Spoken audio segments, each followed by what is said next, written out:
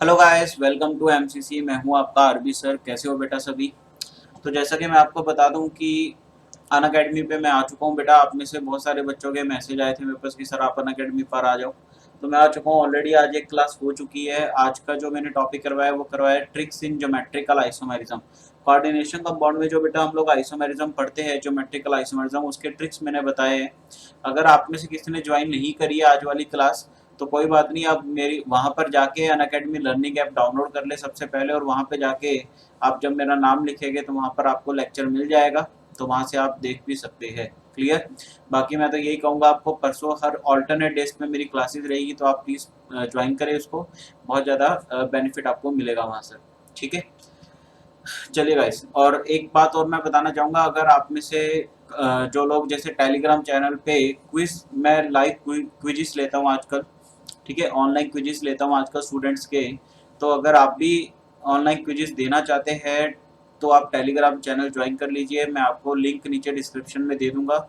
एक तो Telegram channel है जिसपे सारी इन्फॉर्मेशन आती है, प्लस एक टेलीग्राम ग्रुप है जिस पर क्विजिस होती है ऑनलाइन, चैप्टर वाइज। ठीक है, top chapter wise according quizzes होती है, उसमें जो आपके डाउट्स होते हैं उनको क्लियर करा जाता है।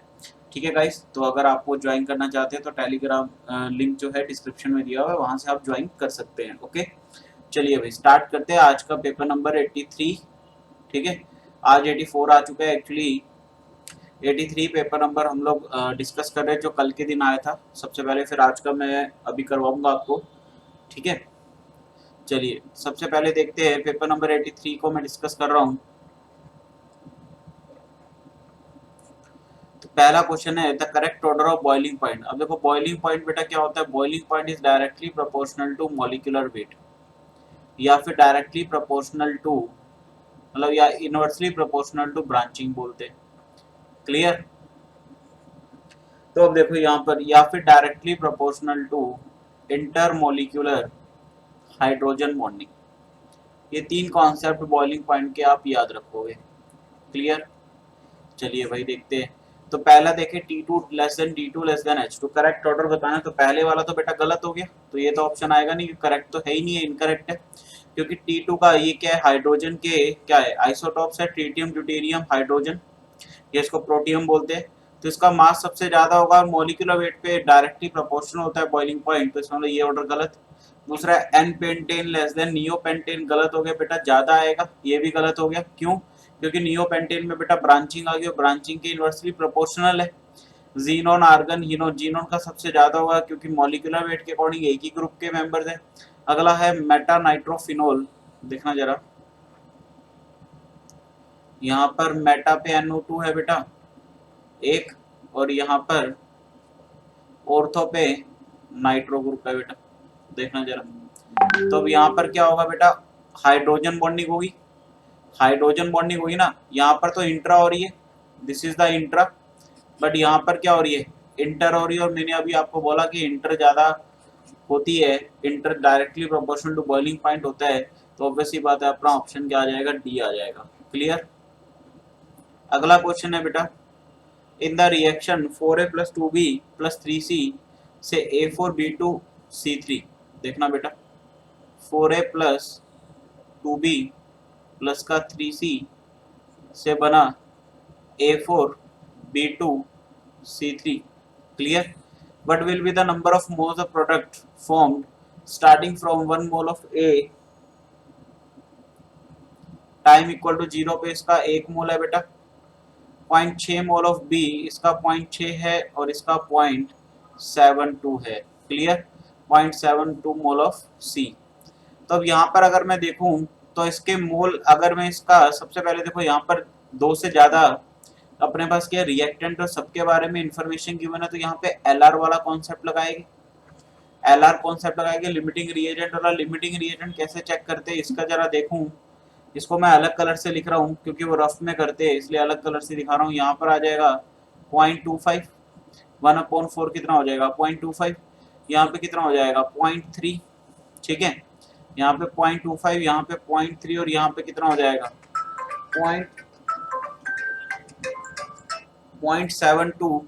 1 मिनट बेटा, 1 मिनट, एक इम्पोर्टेंट कॉल आ रहा है, मैं एक बार अटेंड कर। ठीक है बेटा। तो यहाँ पर 0.72 को 3 से डिवाइड करते हैं, तो 0.72 डिवाइडेड बाई 3 इंटू 100 नीचे उतार दिया, तो 3 2 द 6 3 4 द 12, ये आ गया 0.24 बेटा, ये आ गया 0.24। ऑब्वियसली बात है सबसे छोटी वैल्यू यही है, सबसे छोटी वैल्यू ये है, तो यही हमारा लिमिटिंग रिएजेंट हो गया बेटा। अब ये लिमिटिंग रिएजेंट हो गया तो मोल प्रोडक्ट के यही डिसाइड करेगा। तो 3 से 1 बन रहा है, तो 1 से कितना बनेगा बेटा, 1/3। 3 से 1 बन रहा है तो 1 से कितना बनेगा, 1 से कितना बनेगा भाई, 1/3 बनेगा। और ये क्योंकि अब टी टाइम पर क्या होगा बेटा, ये 0 हो जाएगा, जो लिमिटिंग रिएजेंट होता है वो 0 हो जाता है। तो इसके कितने मोल बनेंगे, 0.72, ठीक है ना, सॉरी, मतलब इसका लिमिटिंग कितने मोल इसके पूरे के पूरे खत्म हो गए ना। तो बिल्कुल, तो 0.72 डिवाइडेड बाय 3 कितना आ गया, अभी हमने करा था 0.24, तो इसके कितने मोल आ गए बेटा, 0.24 मोल आ गए। तो इसके कितने मोल आ गए, 0.24 मोल आ गए। क्लियर, तो आंसर कितना आ जाएगा, सी ऑप्शन आ जाएगा बेटा। क्लियर। अगला क्वेश्चन है क्वेश्चन नंबर 3। ये अपने को एक स्ट्रक्चर दे रखा है, इसने बोला KOH, ठीक है, टोटोमर भी, इसका मतलब यहाँ पर क्या बेटा, टोटोमेरिज्म हो रहा होगा। अब टोटोमेरिज्म आपने पढ़ा है कि अल्फा हाइड्रोजन होना चाहिए, राइट। टोटोमेरिज्म होने के लिए क्या होना चाहिए बेटा, अल्फा हाइड्रोजन। देखो दो कंडीशन होती है, यदि अल्फा हाइड्रोजन की जगह बीटा या गामा पे भी हाइड्रोजन हो, जैसे अगर इसका देखो तो इसका अल्फा हाइड्रोजन ये है, इसका ये है अल्फा पोजीशन। तो बट ये वाला अगर हाइड्रोजन अगर बीटा या गामा से हाइड्रोजन शिफ्ट करता करता ऑक्सीजन तक रेजोनेंस पहुंच जाए, अगर यहाँ से रेजोनेंस ये करता करता ऑक्सीजन तक पहुंच जाता है, तो हम लोग बोलते हैं रेजोनेंस हो जाता है। तो कैसे होगा, यहाँ पर देखो, ये हाइड्रोजन का ये बॉन्ड इधर गया, ये बॉन्ड इधर टूटा और ये इधर आया इस तरह, तो क्या ऑक्सीजन तक बिल्कुल पहुंच जाएगा बेटा। तो यहाँ पर क्या हुआ, ये इस तरह का बन गया कुछ, और यहाँ पर O-, यहाँ पर N है ही। क्लियर। अब क्या होगा, अब KOH है, KOH क्या करेगा, इससे H ले लेगा ये, तो यहाँ पर क्या हो जाएगा बेटा, बेंजीन बन जाएगा, यहाँ पर OH हो जाएगा और यहाँ पर N लगा हुआ है। क्लियर। इस वाले कार्बन की जगह नाइट्रोजन है, तो ये यहाँ पर क्या आ गया बेटा, अपना आंसर आ गया है। तो क्या ऑप्शन हो जाएगा, ए ऑप्शन बेटा आ जाएगा। क्लियर, क्लियर है गाइस, बिल्कुल। चलिए अगला क्वेश्चन है, an alpha particle approaches the target nucleus of copper Z equal to 29 in such a way that the value of impact parameter is 0, the distance of closest approach। देखो बेटा, distance of closest approach, actually ये जो concept है ना, ये physics में आता है आपके, ठीक है ना। जब आप फिजिक्स में एटॉमिक पढ़ते हो उस टाइम पे वहाँ पे करवाया जाता है, केमिस्ट्री में नहीं बताया जाता, बट फिर भी मैं आपको बता देता हूँ जस्ट कि डिस्टेंस ऑफ क्लोजेस्ट अप्रोच होता क्या है। सपोज थोड़ा सा छोटा ही कर लेते हैं इसको, मैं आपको मीनिंग समझा देता हूँ। डिस्टेंस ऑफ क्लोजेस्ट अप्रोच का मीनिंग क्या होता है, यहाँ पर हमारा एक न्यूक्लियस है बेटा, ठीक है, और यहाँ पर क्या है, alpha particle, this is our alpha particle, ठीक है। ये अल्फा पार्टिकल स्टार्टिंग में इनफाइनाइट डिस्टेंस से आ रहा है, तो जब ये आगे चलेगा ऑब्वियस सी बात, इसकी वेलोसिटी क्या होगी, वेलोसिटी ऑफ अल्फा पार्टिकल, आगे आगे जा रहे हैं। अब क्योंकि इसके पास भी क्या प्लस चार्ज है, पॉजिटिव चार्ज है, और अल्फा पार्टिकल भी कैसा होता है बेटा, आपको पता ही होगा कि पॉजिटिव चार्ज होता है, ठीक है ना, ये भी पॉजिटिव चार्ज होता है। जाएगा तो ये धीरे धीरे करके इसकी स्पीड कम हो रही है और यहाँ पे आके रुक गया, यहाँ पे आगे अल्फा पार्टिकल स्टॉप हो गया, मतलब V अल्फा इक्वल टू 0 हो गया। यहाँ पे वेलोसिटी ऑफ अल्फा पार्टिकल क्या होगी बेटा, 0।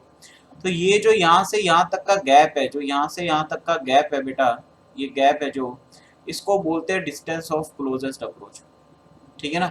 इसी को क्या बोलते हैं, डिस्टेंस ऑफ क्लोजेस्ट अप्रोच, या इसको जो रिप्रेजेंट करा जाता है वो करा जाता है आर मिनिमम से, ठीक है ना, इसको बोलते हैं आर मिनिमम। अब ये आर मिनिमम यहाँ पे निकालना होता है, कैसे निकालते हैं, तो अप्लाई हम लोग क्या करते हैं, apply law of conservation of energy, energy conserve रहती है हमें पता ही है, तो law of conservation of energy हम लोग अप्लाई करते हैं, जो कि क्या बोलती है कि इस पॉइंट को अगर मैंने ए मान लिया, इस पॉइंट को अगर मैंने बी मान लिया, तो total energy at point A equal to total energy at point B.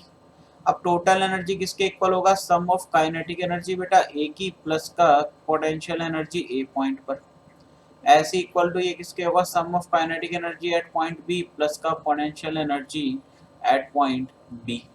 अब काइनेटिक एनर्जी देखो, आर क्या है बेटा अपना, इनफाइनाइट है, ठीक है। तो काइनेटिक एनर्जी क्या होता है, half M we square by R, 1/इन्फिनिटी क्या होता है, जीरो। तो ए की तो काइनेटिक एनर्जी जीरो होगी बेटा। पोटेंशियल एनर्जी कितनी हो जाएगी, अब चार्ज के प्रेजेंस में पोटेंशियल एनर्जी जो होती है माइनस का के Q1 Q2 bye are, clear, minus का के Q1 Q2 bye are equal to, यहाँ पे देखो काइनेटिक एनर्जी बी, ठीक है। काइनेटिक एनर्जी जो बी है बेटा, अरे मैं गलत ले गया बेटा, ये काइनेटिक एनर्जी जीरो नहीं होगी, मैं गलत ले गया, हाफ एम वी स्क्वायर होता है, मैं ना half M we square by r ले गया, गलत हो गया ना फॉर्मूला, ठीक है। काइनेटिक एनर्जी क्या होती है, हाफ एम वी स्क्वायर, तो ये कैंसिल नहीं होगी, पोटेंशियल एनर्जी जीरो होगी, क्योंकि आर क्या है, इन्फानाइट, और 1/इन्फानाइट क्या होता है, जीरो। तो काइनेटिक एनर्जी एट पॉइंट ए मतलब पार्टिकल की इक्वल टू, यहाँ पर देखो, यहाँ पर क्या होगा, काइनेटिक एनर्जी जीरो हो जाएगी बेटा, क्यों, क्योंकि बी पॉइंट पे आके वेलोसिटी क्या होगी, जीरो होगी। तो यहाँ पर क्या बच जाएगा, potential energy of B, clear. यहीं से अपना आर मीन निकलेगा, कैसे निकलेगा, ए की काइनेटिक एनर्जी को देखो, इसने kinetic energy of alpha particle तो एज इट इज रखा हुआ है, इक्वल टू इसकी क्या होगी एनर्जी, माइनस का के Q1 Q2 बाय आर। अब ये आर जो होगा ये आर मिन होगा, आर मिनिमम होगा। बस अब तो आपको क्या करना है, Q1 क्या है, Q1 अपना मान लो इसको, इसका इसका चार्ज Q1 है, और इस न्यूक्लियस का चार्ज Q2 मान लो, Q2 आपको पता है Z इंटू ई होता है, और Q1 कितना होता है बेटा, 2 इंटू ई होता है, ठीक है। तो बस आप यहाँ से क्या करो, Q1 Q2 का वैल्यू पुट कर दो, आपका आर मिनिमम आ जाएगा, आर मिन का इसमें से एक्सप्रेशन अपना लिख लेना, क्लियर।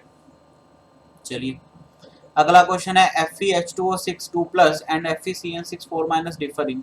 देखते हैं बेटा, पहले वाले में देखो तो Fe+2 में, Fe+2 में और वीक फील्ड लिगेंड है, तो Fe+2 में है, तो इसका मतलब यहाँ पे D6 हो जाएगा, D6 होगा तो इसकी कॉन्फ़िगरेशन देखते हैं बेटा। तो यहाँ पर 1 2 3 4 5 6, अब वीक फील्ड है तो पेयरिंग तो बेटा होगी नहीं, ठीक है। तो क्या होगा, S में 1 जाएगा, S P में 3, तो sp3 और d में कितने हो जाएंगे, बाहर वाले d में 2 आ जाएंगे बेटा, ठीक है। तो इसकी हाइब्रिडाइजेशन क्या बनेगी, sp3d2, मतलब ज्योमेट्री इसकी आ गई ऑक्टाहेड्रल। इसने पूछा डिफर किस में कर रहा है, ठीक है। अगले का देखो तो FeCN6, ठीक है, FeCN6 4- मतलब यहाँ पर भी किस में है, आयरन +2 में है, D+2 में, मतलब सॉरी D+6 में, ठीक है ना, D6 में। अब यहाँ पर बट स्ट्रॉन्ग फील्ड लिगेंड है, स्ट्रॉन्ग फील्ड लिगेंड है तो पेयरिंग तो हो गई इस बार। तो यहाँ पर देखो मैं पेयरिंग करवा दूं बेटा, पेयरिंग मैंने करवा दी। अब यहाँ पर क्या हाइब्रिडाइजेशन बन जाएगी, इसके अंदर हाइब्रिडाइजेशन बन जाएगी बेटा D2sp3। तो देखो शेप आपको पता ही होगा, दोनों की ज्योमेट्री तो क्या आती है बेटा, ऑक्टाहेड्रल है, इसका मतलब ज्योमेट्री के बेस पे तो डिफर नहीं होगा, तो पहला ऑप्शन तो गलत हो गया। दूसरा ज्योमेट्री एंड हाइब्रिडेशन गलत। तीसरा मैग्नेटिक मोमेंट, देखो मैग्नेटिक मोमेंट इसमें कितना आएगा, मैग्नेटिक मोमेंट क्या होता है बेटा, रूट n इंटू का n+2 number of unpaired electron, n का मतलब क्या, number of unpaired electron.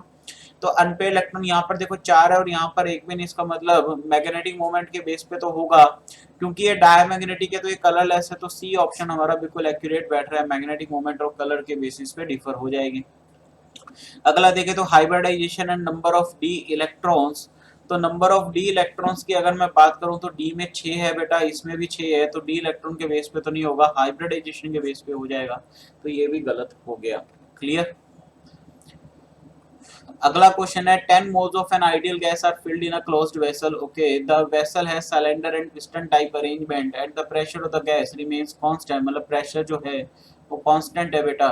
Which of the following graph represent variation of log v versus log t? देखो बेटा यहाँ पर क्या है, v directly proportional to t होगा, तो v बाय t, या इसको ऐसे लिखता हूँ v equal to k T, दोनों तरफ अगर मैं लोग ले लूँ तो लोग v इक्वल टू लोग के प्लस का लोग t। तो अपने को किसके बीच में ग्राफ निकालना था, लोग v और लोग t, इंटरसेप्ट के, यहाँ पर k, इंटरसेप्ट क्या है यहाँ पर, this is the intercept, clear. अब मुझे k की वैल्यू निकालनी है बेटा, k की वैल्यू मुझे निकालनी है इसकी, कैसे निकालूंगा, इसने मोल दे दिया अपन को 10 दे दिए बेटा, ठीक है, और इसने प्रेशर दे दिया अपने को 0.821 atm, ठीक है जी। अब यहाँ से क्या निकाल सकता हूँ मैं, देखो पीवी इक्वल टू एनआरटी लगाऊंगा बेटा, पीवी इक्वल टू एनआरटी लगाऊंगा, इसने प्रेशर दे दिया यहाँ पर 0.821 इंटू का वॉल्यूम इक्वल टू मोल 10 है, आर क्या है, आर को मैं लिखूंगा 0.0821 इंटू टेम्परेचर, टेम्परेचर क्या ले लूंगा मैं, अगर कुछ भी ना दिया हो टेम्परेचर तो देखना टेम्परेचर यहाँ पे क्या ले लूंगा, कुछ भी ना दिया हो तो बेटा रूम टेम्परेचर लेते हैं, तो यहाँ पर मैं कितना ले लूंगा 27 डिग्री सेल्सियस 300, ठीक है। अब क्या होगा यहाँ पर वॉल्यूम मेरा निकल जाएगा, कितना हो जाएगा, वैसे तो देखा जाए वॉल्यूम भी छोड़ो, यहाँ पर एक काम कर सकते हैं अपने, नहीं इस तरह नहीं करेंगे, इसको इस तरह होगा भी नहीं, ऐसे टेम्परेचर को 25 भी तो ले सकते थे आप, ठीक है। यहाँ पर एक काम ये कर सकते हैं हम लोग कि पीवी इक्वल टू एनआरटी तो हम लोगों ने लगाया, इसको और भी ज़्यादा बेटर तरीके से पीवी इक्वल टू एनआरटी, अब V equal to k T है ना बेटा, तो n r upon p into का टी, तो के की वैल्यू किसके इक्वल होगी बेटा, एन आर अपॉन पी, इसकी वैल्यू निकाल लेते हैं, देखो 10 इंटू का 0.0821 अपॉन नीचे कितना है 0.821, तो यहाँ से अगर मैं करूँ तो कितना नीचे उतरा 10,000 10 की पावर 4, यहाँ से उतरूँ तो 10 की पावर 3, तो ये देखो ये गया 10 की पावर 4, तो ये आ गया 10 की पावर -1 और इंटू का 10 की पावर 1 है बेटा, तो ये भी कैंसिल हो गया, तो k इक्वल टू यहाँ से कितना आ गया 1 आ गया बेटा, और log 1 कितना होता है 0, इसका मतलब इंटरसेप्ट जो है k की वैल्यू 1 आई, ये 0 हो गया, तो log v directly proportional to t, तो ये वाला ग्राफ आ गया विद एंगल 45 डिग्री का, ठीक है ना, एंगल कितना हो गया tan 45 कितना होता है 1 होता है बेटा, क्लियर। अगला question, which of the following is not a resonance structure of the other, पहला तो है बेटा, दूसरा ये यहाँ पे कर दिए, दूसरा भी है, तीसरा भी आ जाएगा बेटा, फोर्थ में अगर मैं देखूं तो ये नहीं होगा, क्यों, क्योंकि ये तो ये वाला कार्बन तो कुछ रेजोनेंस में पार्टिसिपेट कर लेगा, और यहाँ पर डबल बॉन्ड आ भी नहीं सकता बेटा, ब्रेड्स रूल लग जाएगा, ठीक है, तो डी ऑप्शन आ गया उसका।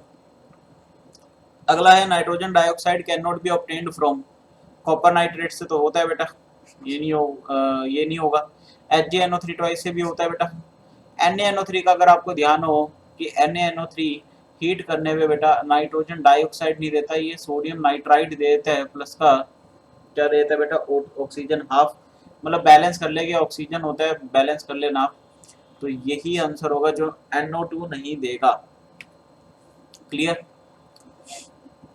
अगला क्वेश्चन है the SS bond energy is if, SS bond energy अपन को निकालनी है delta H naught F E two A T, मतलब C2H5 एस C2H5 प्लस का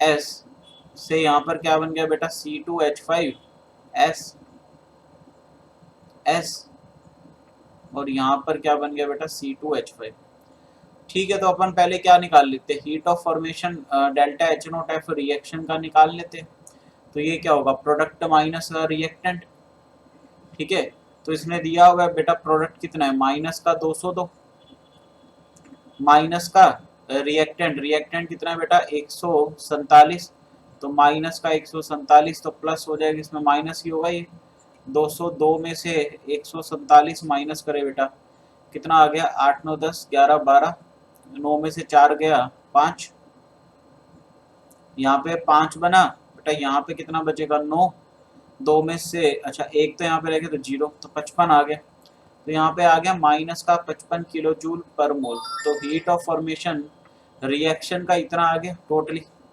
अब मेरे को क्या निकालना है बॉन्ड एनर्जी निकालनी है, तो देखो अब हीट ऑफ फॉर्मेशन जो रिएक्शन के बॉन्ड एनर्जी की टर्म में क्या लिखते हैं हम लोग, bond energy of reactant minus का प्रोडक्ट, बॉन्ड एनर्जी की फॉर्म में रिएक्टेंट माइनस का क्या होता है बेटा प्रोडक्ट होता है, क्लियर।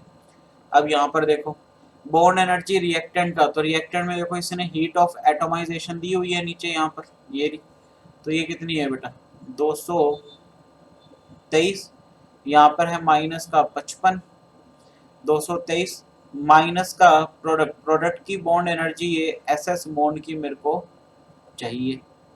क्लियर? तो बस यहाँ पे क्या कर दो, इसको माइनस कर दो, तो 223 में बेटा 55 ऐड करने, 8 7 2, तो ये आ गई 278 माइनस का equal to minus x, x minus से माइनस कैंसिल, एक्स आ गया 278 kilo joule per mole. Clear? अगला question, the major product in the in the reaction is, okay देखो भाई, यहाँ पर ET, यहाँ पर Me, अभी देखो डाइल्यूट H2SO4 है, ऑब्वियस ही बात है क्या होगा, ये पाई बॉन्ड हटेगा और क्या आ जाएगा, कैसे हटेगा ये पाई बॉन्ड, इधर तो प्राइमरी इधर सेकेंडरी, तो पाई बॉन्ड ऐसे ब्रेक कर जाएगा, ऐसे ब्रेक करेगा, तो यहाँ पर आएगा बेटा प्लस, यहाँ पर ET है, यहाँ पर PH है, यहाँ पर Me है। ये कौन सा कार्बोकेटाइन हो गया, सेकेंडरी कार्बोकेटाइन। क्या सेकेंडरी से ज्यादा भी स्टेबल बन सकता है यहाँ पर, बताओ अभी, सेकेंडरी से ज्यादा स्टेबल बन सकता है, बिल्कुल बन सकता है। कैसे? अगर ये मिथाइल को इधर शिफ्ट कर दूं मैं, तो यहाँ पर क्या हो जाएगा बेटा 1,2 methyl shift. Clear? 1,2 methyl shift, तो 1,2 मिथाइल शिफ्ट करूंगा अगर, तो देखना क्या होगा यहाँ पर, अब ये वाला तो है नहीं सच,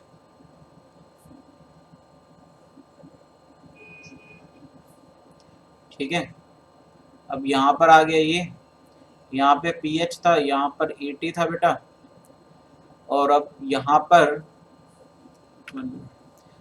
आ जाएगा पॉजिटिव, और यहाँ पर बेटा लग जाएगा, ये था एक, यहाँ पर लग गया बेटा ये मिथाइल। क्लियर? ऐसे तो था ही, अब यहाँ पे पॉजिटिव आ गया, अब क्या होगा बेटा, यहाँ पे OH लग जाएगा, ठीक है ना, ये भी मिथाइल है, तो ये OH माइनस आएगा, ये कहाँ अटैक कर लेगा, यहाँ पर, तो PH ET OH Me, तो ये पहला ऑप्शन मेरे को दिख रहा है, यही आंसर आ गया। अगला क्वेश्चन है देखो, BX3 प्लस NH3 से BX3 dot NH3 plus heat of formation. अब आपको बताता हूँ, देखो BX3 क्या होता है, देखो BX3 ऐसे बना लिया मैंने, प्लस का इसके साथ क्या है बेटा NH3, देखो NH3 को मैं थोड़ा सा ऐसे दिखा रहा हूँ, क्यों दिखा रहा हूँ, उसके पीछे लॉजिक है। देखो बोरॉन क्या होता है, बोरॉन जो है वो भिखारियों की फैमिली से होता है, देखो ठीक है ना, ये भिखारी फैमिली का मेंबर है। इनकी आदत क्या है भाई, इनकी आदत है हमेशा इलेक्ट्रॉन मांगना, भाई इनका कभी ऑक्टेट तो जिंदगी में कंप्लीट होगा नहीं, तो ये क्या भिखारी फैमिली से बिलोंग करता है। अब ये नाइट्रोजन क्या करेगा, इसको इलेक्ट्रॉन चिपका देगा वाया कोऑर्डिनेट बॉन्ड, और यहाँ से क्या बन जाता है बेटा, ये चार चार बॉन्ड, मतलब 4 बॉन्ड फॉर्म कर लेते हैं, इसके ऊपर नेगेटिव आएगा, यहाँ पर बॉन्ड बन गया, और नाइट्रोजन के ऊपर क्या आ जाएगा बेटा, पॉजिटिव आ जाएगा। ठीक है, क्लियर है, बैक बॉन्ड हो जाता है, इसको बोलते हैं बैक बॉन्डिंग। अब ऑब्वियस सी बात है कि बैक बॉन्डिंग अगर ये इलेक्ट्रॉन ले रहा है, इसका मतलब ये जो BX3 है बेटा, ये लुईस एसिड की तरह बिहेव कर रहा होगा, क्योंकि इलेक्ट्रॉन पेयर ले रहा है। अब ज्यादा अच्छा लुईस एसिड कौन होगा भाई, जो ज्यादा इजीली इलेक्ट्रॉन लेगा। क्लियर? अब यहाँ पर अगर X की जगह मैं फ्लोरीन रख दूं, देखना X की जगह मैंने क्या रख दी, फ्लोरीन। अब क्या फ्लोरीन में देखो BF3 में क्या इस फ्लोरीन के पास क्या है बेटा, लोन पेयर हो गए, तो जब ये नाइट्रोजन इसको लोन पेयर दे रहे तो ये फ्लोरीन भी तो इसको दे सकता था, चिपका सकता था, क्योंकि फ्लोरीन यहाँ पे 2p में है बेटा, और यहाँ पे बोरोन भी 2p में है, तो 2p बैक बॉन्डिंग ज्यादा बेटर होगी, क्योंकि साइज कम है, BCl3 में 2p 3p। ठीक है, तो जितनी ज्यादा बैक बॉन्डिंग अच्छी, अगर इसने फ्लोरीन इसको इलेक्ट्रॉन दे दिए तो ये नाइट्रोजन से इलेक्ट्रॉन लेगा ही नहीं, अगर लेगा नहीं तो ये बहुत कम लुईस एसिड हो गया। तो इसका मतलब अगर मैं लुईस एसिड का ऑर्डर लिखूं, तो हम लोग क्या बोलते हैं बेटा कि BF3 जो होता है सबसे कम लुईस एसिडिक कैरेक्टर होता है, फिर BCl3, फिर BBr3, और सबसे बेकार बैक बॉन्डिंग किसमें होगी, Bi3 में होगी बेटा। तो Bi3 सबसे ज्यादा अच्छा लुईस एसिडिक स्ट्रेंथ शो करेगा, तो वो इलेक्ट्रॉन नाइट्रोजन से जल्दी ले लेगा, तो जितना जल्दी इलेक्ट्रॉन, मतलब जितना ज्यादा इलेक्ट्रॉन लेगा ये यहाँ से नाइट्रोजन से, उतनी ज्यादा एनर्जी रिलीज होगी, तो numerical value delta H found जो होगा सबसे ज्यादा Bi3 में होगा। क्लियर? अगला देखते हैं, a 250 ml sample of a 0.2 molar chromium 3 plus is electrolyzed with the current इतना, if the remaining concentration of chromium 3 is इतना, the duration of electrolysis is given. okay, time बताना है बेटा अपने को, ठीक है। तो सबसे पहले अपन निकाल लेते हैं मोल्स ऑफ क्रोमियम प्लस 3 जब वो इलेक्ट्रोलाइज नहीं हुए थे, ठीक है ना, बिफोर इलेक्ट्रोलाइज। कैसे निकाले, मोलैरिटी दे रखी है, फॉर्मूला क्या लगाएगी, मोलैरिटी इनटू का वॉल्यूम। अब ml है तो अपॉन 1000 भी कर दूंगा तो मोल्स आ जाएंगे, नहीं तो मिली मोल से निकालता मैं। तो मोलैरिटी कितना बेटा 0.2, वॉल्यूम कितनी है 250 अपॉन 1000, तो ये कितना आ गया 4 आ गया बेटा। ये कितना आ गया, तो ये आ गया 1/20, ठीक है ना। तो 1/20 का मतलब 0.05 मोल आ गए इसमें। Clear, is that clear guys. ऐसे फिर मैं मोल्स निकाल लूंगा क्रोमियम प्लस 3 के, क्योंकि मेरे को ये बताना है ना रिमेनिंग कंसंट्रेशन। तो क्रोमियम प्लस 3 का आफ्टर इलेक्ट्रोलाइसिस क्या हो जाएगा, देखो इसने दे रखा है अभी मोलैरिटी कितनी होगी 0.1। अच्छा वॉल्यूम तो सेम की सेम ही रहेगी, वॉल्यूम तो बेटा सेम ही रहेगा ना, वो थोड़ी उड़ेगा वॉल्यूम, अपॉन 1000। तो यहाँ पे कितना गया है 4 पे गया बेटा, ठीक है ना, 4 पे गया। अब ये कितना हो गया 1/40, 1/40, तो ये हो गया 1/4 करूंगा तो 0.25, तो 0.025 ये आ गया 0.025 मोल। क्लियर, इसका मतलब रिमेनिंग कितने इलेक्ट्रोलाइसिस हो चुका, कितने मोल्स का इलेक्ट्रोलाइसिस हो चुका, रिमेनिंग मोल्स जिनका इलेक्ट्रोलाइसिस हो चुका बेटा, ठीक है। तो कैसे निकालूंगा 0.05 माइनस का 0.025, आधा ही होता है ये, तो कितना बच गया 0.025, इतने मोल इलेक्ट्रोलाइज हो चुके। अब इनका मास निकाल लेते क्योंकि मेरे को टाइम निकालना है, तो मास कैसे निकालूंगा भाई, इतने मोल तो इलेक्ट्रोलाइज हो चुके, इनटू का क्रोमियम का एटॉमिक मास इसने 52 दे रखा है, तो मोलर मास दे रखा है ना इसने, एटॉमिक मास सॉरी 52। अब इसको मल्टीप्लाई कर लेते हैं अपन बेटा, ठीक है। यहाँ पर आ गया 0.025 इंटू का 52, ये आ गया बेटा 1.3 ग्राम। 1.3 ग्राम मतलब 1.3 ग्राम मास जो है क्रोमियम का वो इलेक्ट्रोलाइज हो चुके हैं। अब आपको अब इसका अच्छा इक्विवेलेंट मास भी निकालो, मैं सीधा फॉर्मूला बताऊंगा आपको। फिर इक्विवेलेंट मास कैसे निकालते हैं, मोलिकुलर मास 52 दे रखा है अपॉन वैलेंसी फैक्टर जो कि 3 है, तो कितना हो गया 3 एकम 3 4 5 22 बच गया, तो ये आ गया 3 7 21 17.3। तो बस अब कुछ नहीं करना, वेट इक्वल टू क्या हो गया बेटा I इंटू का T इंटू का E, इक्विवेलेंस वेट है 96500, सीधा फॉर्मूला होता है, इसको लगाओ आंसर निकालो काम खत्म। क्लियर, चलिए अगला क्वेश्चन है which of the following is least reactive towards SN1। अब देखो SN1 के अकॉर्डिंग क्या होता है बेटा, SN1 में अपन देखते हैं कार्बोकैटायन की स्टेबिलिटी, ज्यादा स्टेबल कौन होता है, कार्बोकैटायन स्टेबिलिटी चेक करते हैं। अगर पहले वाले में देखूं तो ब्रोमीन हटेगा बेटा, पहले वाले से जैसे ही ब्रोमीन हटा, यहाँ पर 2 पाई बॉन्ड है, ब्रोमीन हटा, ये ब्रोमीन हटा, तो ये किस में कन्वर्ट हो जाएगा, ये ऐसे में कन्वर्ट हो जाएगा। क्या जैसे ये बना ये तो एंटी एरोमेटिक हो गया बेटा, देखो ये तो का रूल ओबे नहीं कर रहा है, एंटी एरोमेटिक है, ये 4 पाई इलेक्ट्रॉन वाला रूल ओबे कर रहा है। तो पहले वाला तो एंटी एरोमेटिक हो तो हाईली अनस्टेबल हो गया, ठीक है। अगले वाला देखूं तो सिंपल ऐसा बनेगा,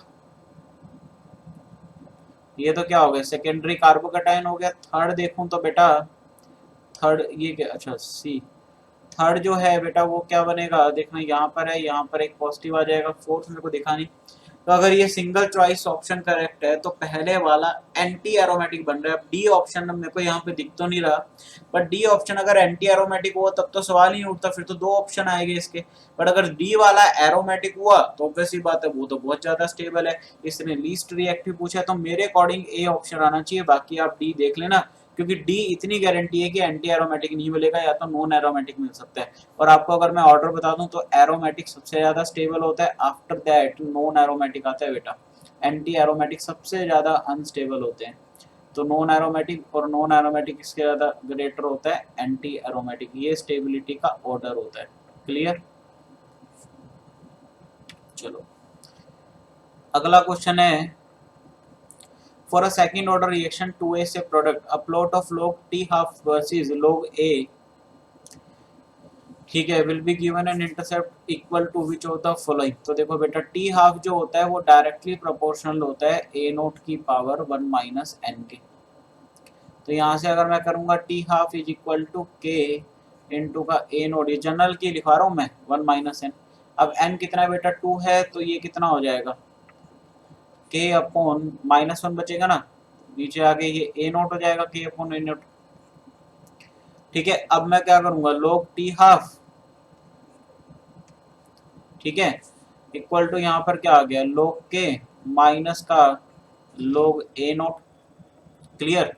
अब मेरे को क्या करना है, will be given T half versus log A। ठीक है, A क्या इसमें इनिशियल कंसंट्रेशन मतलब इसी के बेस पे निकालना है। तो इसकी ग्राफ जो आएगा वो ऐसे आ जाएगा विद नेगेटिव स्लोप, और इंटरसेप्ट जो होगा वो कितना हो जाएगा बेटा log K इंटरसेप्ट हो जाएगा। ठीक है ना, log K क्या हो जाएगा इंटरसेप्ट, तो डी ऑप्शन आ गया, log K हमारा इंटरसेप्ट हो जाएगा। ठीक है, this is our intercept C minus का mx। क्लियर, इंटरसेप्ट इसने पूछा था तो ये आ जाएगा सीधा। अगला क्वेश्चन है consider the following metallurgical process heating impure metal with CO, okay, and distilling the resulting volatile carbonyl and finally decomposition at 150 to 200 degrees Celsius to get the pure metal. Heating the sulfide ore in air until a part is converted to oxide and then further heating in the absence of air to let the oxide react with unchanged metal sulfide. Okay, electrolysis of the molten electrolyte containing approximately equal amount of the metal chloride and NaCl to obtain the metal. The process used for magnesium, nickel and copper. तो देखो बेटा, अब जो copper होता है electrolysis किसका होता है, जो हप्पा हप्पा वाले मतलब, ठीक है ना, जो हाइड्रोजन से नीचे आते हैं इलेक्ट्रोकेमिकल सीरीज के। ठीक है, तो कॉपर जो है वो हाइड्रोजन के नीचे आता है बेटा। कॉपर क्या होता है, जो कॉपर है उसका इलेक्ट्रोलाइटिक डिकम्पोजिशन होता है। इसका मतलब थर्ड वाला जो पॉइंट है ये तो कॉपर के लिए होगा। ठीक है ना, थर्ड वाला जो पॉइंट है वो क्या होगा बेटा, कॉपर के लिए होगा। ठीक है, एक मिनट मैं गलत बोल गया, रुको एक मिनट, नहीं मैं गलत बोल गया बेटा। ठीक है, अब इसमें बताना है तीनों प्रोसेस इन तीनों के रिस्पेक्ट में, मतलब पहले नंबर पे दे रखा है बेटा मैग्नीशियम, ठीक है, दूसरे पे दे रखा है निकल और तीसरे पे है कॉपर। ठीक है, कॉपर जो है अगर कॉपर सल्फाइड और के प्रेजेंस में होता है मतलब, ठीक है, तो ये oxide and then further heating in the absence of to let the oxide react with unchanged metal sulphide. हाँ, तो देखना बेटा हो गया। इलेक्ट्रोलाइसिस जो होता है वो पॉजिटिव एलिमेंट्स के लिए ज़्यादा बेटर होता है। ठीक है ना, पॉजिटिव एलिमेंट्स के लिए। तो जो इलेक्ट्रोलाइसिस वाला लिख रहा है, जो molten electrolyte containing approximate equal amount of metal chloride and NaCl, मेरे अकॉर्डिंग जो ये होना चाहिए, मेरे अकॉर्डिंग जो होना चाहिए, तो इसका अगर मैं देखूं फर्स्ट वाला ये बोल रहा है मैग्नीशियम का नहीं, मैग्नीशियम जो है वो इससे इलेक्ट्रोलाइसिस के थ्रू सेपरेट होना चाहिए। ठीक है ना, अपटेनिंग मैग्नीशियम जो इस थर्ड वाले प्रोसेस होना चाहिए। थर्ड वाला आंसर एक ही दे रखा है, सी ऑप्शन है मैग्नीशियम। इसके अकॉर्डिंग निकल जो है वो अपना फर्स्ट के अकॉर्डिंग है निकल, और जो कॉपर है वो सेकंड के थ्रू। ठीक है, क्योंकि मैग्नीशियम सल्फाइड होगा नहीं इसमें, ठीक है ना, सल्फाइड और में, तो मेरे अकॉर्डिंग सी ऑप्शन आना चाहिए बेटा। फिर भी एक बार इसमें डाउट है, एक बार आप देख लेना। ठीक है, मेरे अकॉर्डिंग सी होना चाहिए, जो मेरे को लॉजिक ध्यान आ रहा है। क्लियर, फिर भी एक बार आप चेक कर लेना प्लीज। ठीक है ना, अगला क्वेश्चन है Me3C CH2OH, यहाँ पर क्या है बेटा SOCl2 थायनिल क्लोराइड या फिर PCl5। तो आपको तो पता है ये क्या करेगा, Cl में कन्वर्ट कर देगा। इसका मतलब सेकंड वाले कंपाउंड में तो बेटा Cl आ रहा है, ये गलत हो गया, ये गलत हो गया। इसका मतलब ये A और B में से कोई आंसर आएगा अपना। अब पहले वाले में देखूं तो HCl प्लस ZnCl2 है। ZnCl2 तो लुईस एसिड होता है वैसे। अब जरा देखते हैं यहाँ पर सीन क्या है, इसको थोड़ा सा ऐसे बना लेते हैं, ये Me ये Me ये Me। क्लियर, यहाँ पर CH2 है बेटा, यहाँ पर OH है। अब HCl जो है वो तो एक स्ट्रॉन्ग एसिड है, तो वो H प्लस रिलीज करेगा, ये H प्लस जो है ये इसको प्रोटोनेट कर देगा। सबसे पहले एसिड बेस रिएक्शन होगी बेटा। ठीक है ना, अब ये करा यहाँ पर, तो यहाँ पर बन गया बेटा प्रोटोनेटेड अल्कोहल। अब ये यहाँ से बॉन्ड बनाएगा तो इसके ऊपर पॉजिटिव चार्ज आएगा, ये सेकेंडरी प्राइमरी कार्बोकेटाइन बन गया ना बेटा ये, ठीक है। तो अब यहाँ से ये मिथाइल क्या है, यहाँ पे कन्वर्ट हो जाएगा, शिफ्ट हो जाएगा, मतलब यहाँ पर भी मिथाइल शिफ्टिंग वाला केस है। यहाँ पर आ गया बेटा ये, यहाँ पर आ गया एक मिथाइल, ठीक है। और क्या बचा है यहाँ पर, बस यहाँ पर एक मिथाइल आ गया ना, सॉरी,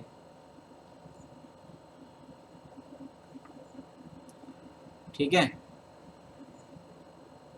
2 और 2 4, हाँ ठीक है, ये आ गया बेटा, ये आ गया ना 1 2 3, तो ये टर्शरी हो गया। अब यहाँ पर क्या जुड़ जाएगा बेटा, Cl जुड़ जाएगा, तो ये देखो Me CH2 Me, हाँ तो ठीक है बेटा, ये बी ऑप्शन आ गया, सही आंसर आ गया। अगला क्वेश्चन है the silicate anion in the mineral wollastonite is a chain of 3 SiO4 4 minus. अगर ये SiO4 4 माइनस का 3 के बराबर है, the tetrahedra the share corner with adjacent tetrahedra charge of the silicate is. तो 3 के इक्वल है ना, तो ये 3 के इक्वल होगा, तो Si3O12 माइनस का, ठीक है ना। एक मिनट देखते हैं, एक बार जरा बनाते हैं। Is a chain 3 SiO4 chain है ना, ये देखना,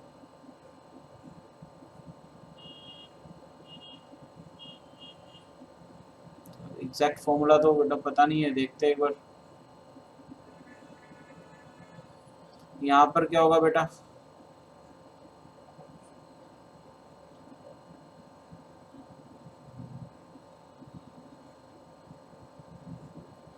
ठीक है, यहाँ पर ऑक्सीजन होगा, यहाँ पर होगा, ये शेड हो गया, ये नहीं हुआ शेड, ये शेड हो गया, ये भी, और ये यहाँ पर है, एक यहाँ पर है बीच में, यहाँ पर है बीच में। तो माइनस किस किस के पास रहेगा, इसके पास रहेगा, इसके पास रहेगा, ये शेड हो गया, माइनस नहीं होगा, इनके पास, इनके पास, इनके पास, इनके पास, इसके पास, इसके पास, क्लियर। क्योंकि 3 का इसने बोला, अब आगे भी बढ़ेगी तो इस पे कितना हो गया, 1 2 3 4, -4 का चार्ज है, ठीक है। इसने बोला that share corner with adjacent tetrahedra the charge of the silicate anion is. तो बेटा -4 का ही आना चाहिए चार्ज, तो देखो 1 2 3 4 5, 1 मिनट सॉरी, ये क्या हो गया, 1 हो गया, 2 हो गया, 3 4 5 6 7, फिर इधर का भी ले लेंगे बेटा, क्योंकि ये चेन है ना, तो चेन तो इधर से भी बढ़ेगी यार, चेन तो इधर से भी बढ़ सकती है, 1 2 3 4 5 6, बेटा 6 आएगा ना। ये देखो चेन है ना, चेन तो ऐसे ही बढ़ेगी, अब ये फिर शेयर हो जाएगा, तो यहाँ पर एग्जैक्ट जो चार्ज जो अनशेयर्ड आएगी, इसने अनशेयर्ड पूछा, the charge of the silicon that share corners with adjacent the charge of the silicate anion is. 2 और 2 4 और 2 6, तो 6 आ गए, तो -6 का चार्ज आएगा, तो मतलब मेरे अकॉर्डिंग सी ऑप्शन इसका आना चाहिए, -6। अगला क्वेश्चन है 18वां,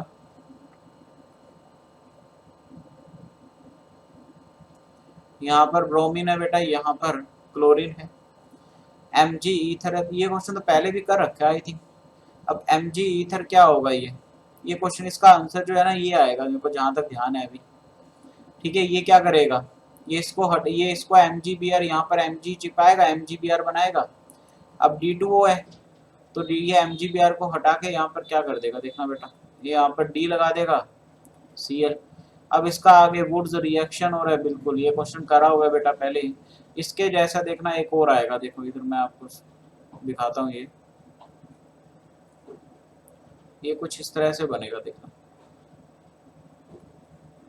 यहाँ पर डी रख लिया, यहाँ पर Cl है, इसके जैसा एक और आ गया यहाँ पर, एडजेसेंट पोजीशन ही बनाया, देखो एक के बाद एक।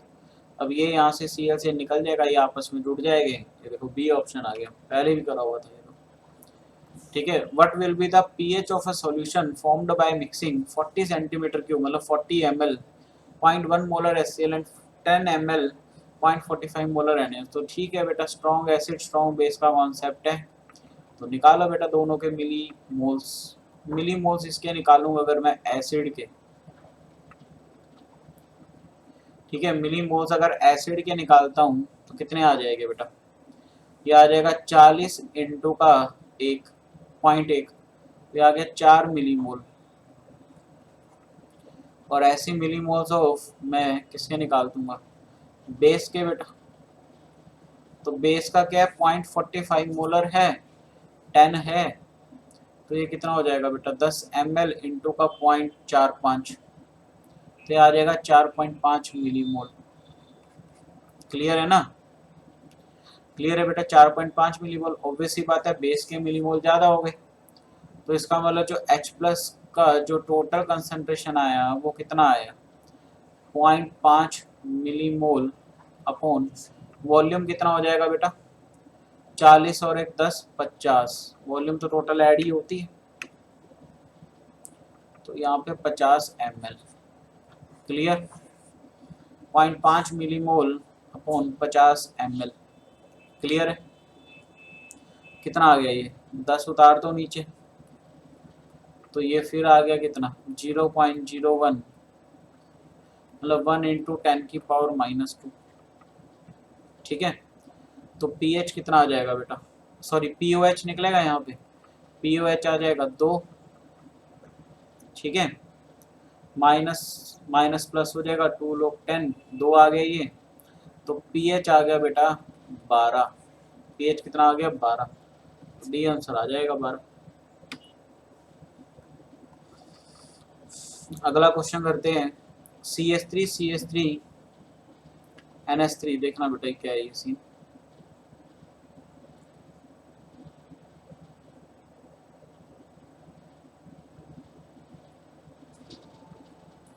इसका रिएक्शन करवाया CH3I AgOH, तो बेटा यहाँ पर क्या होगा, ये देखो ये यहाँ पर हो जाएगा हॉफमैन मिथाइलेशन, हॉफमैन एलिमिनेशन होगा, ये क्या होगा sorry Hofmann elimination.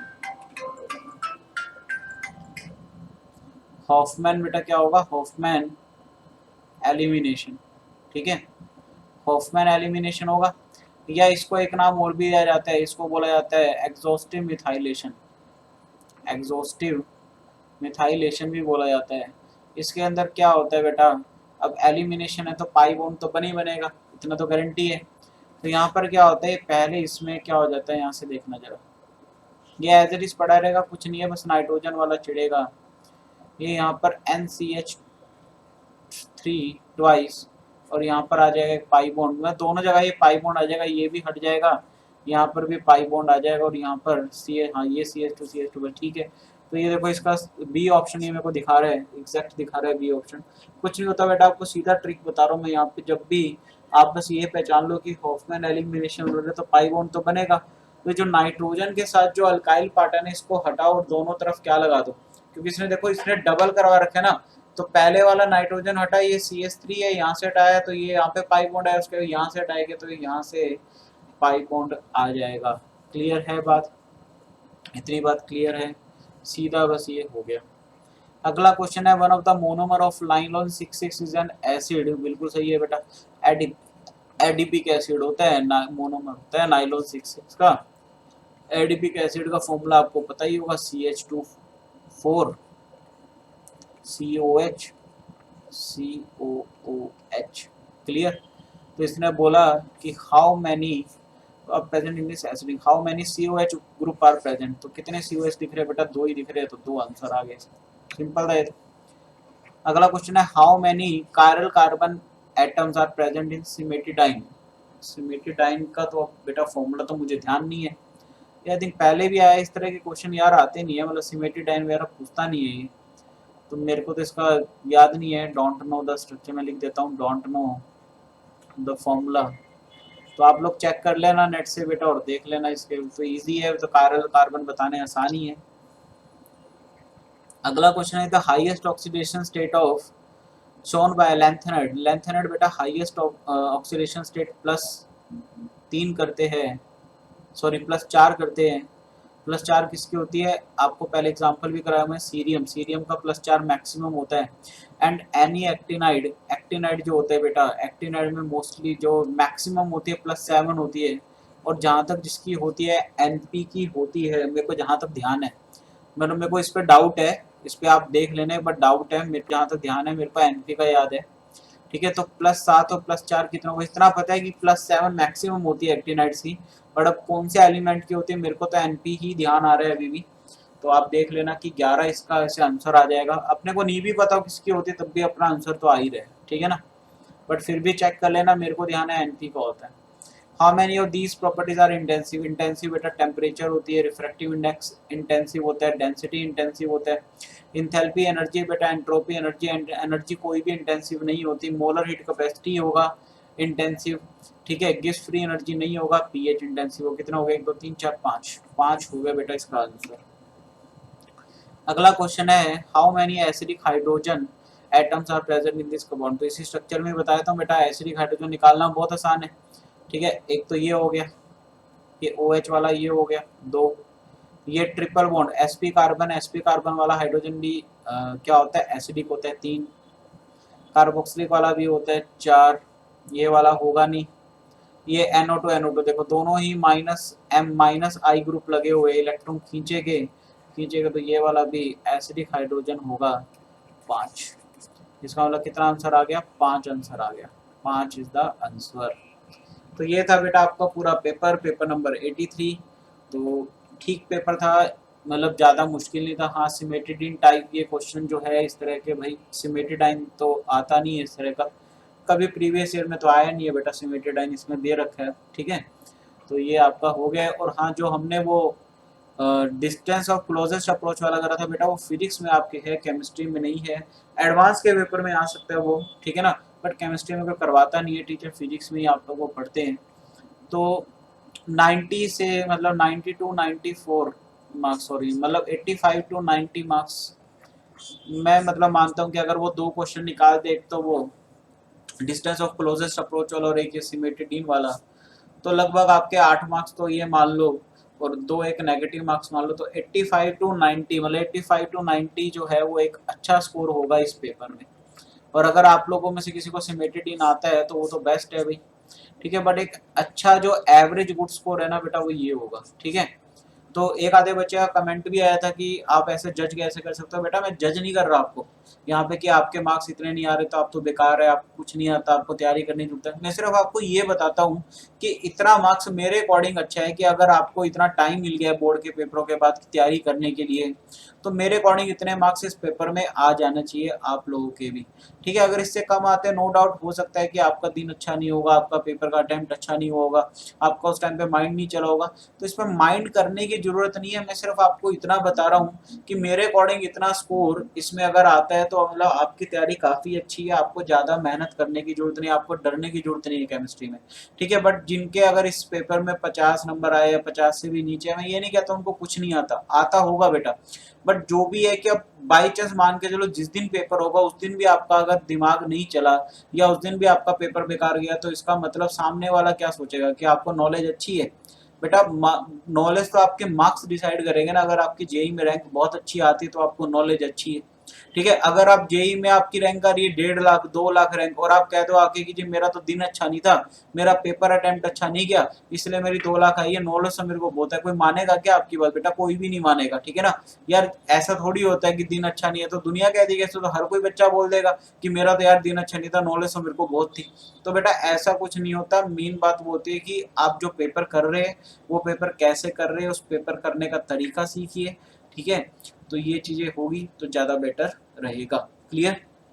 Last time फिर बताना चाहूँगा, चैनल को ज़्यादा से ज़्यादा बेटा शेयर करें यूट्यूब के इस चैनल को, और साथ में जिन्होंने टेलीग्राम चैनल नहीं ज्वाइन करा है वो प्लीज़ कर ले, लिंक आपको डिस्क्रिप्शन में मिल जाएगा guys. Clear guys, okay bye bye, take care, thank you very much, bye guys.